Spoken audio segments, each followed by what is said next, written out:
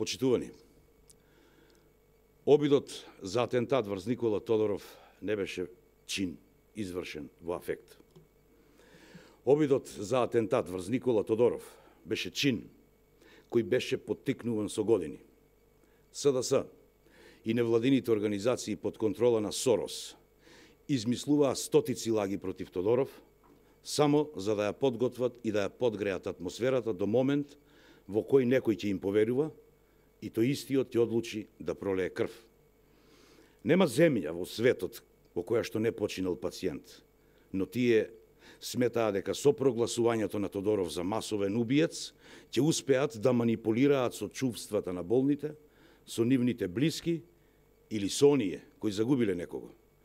Ваквата некрофилска политика имаше само една цел, а тоа е да се предизвикаат крвави конфликти по улиците, какви што најавуваа и новиот министер Едмонд Адеми, и Зоран Заев, и Зоран Верушевски и така натаму. Јасно е дека атентаторот не се одлучил сам да го стори убиството токму на првиот ден од доаѓањето на Зоран Заев на власт. Органите на прогонот мора да утврдат кој му го дал пиштолот за да го стори криминалниот акт. Органите на прогонот мора да побараат одговорност од сите оние кои го поттикнуваа и го помагаа атентатот и се уште даваат поддршка на крвавите пресметки. Молкот е неприфатлив.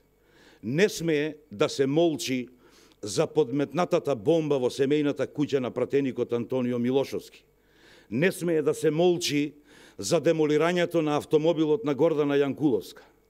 Доколку Министерството за внатрешни работи наскоро не ги изведе виновниците пред лицето на правдата, ќе биде повеќе од јасно кој се стои зад овие крвави пресметки.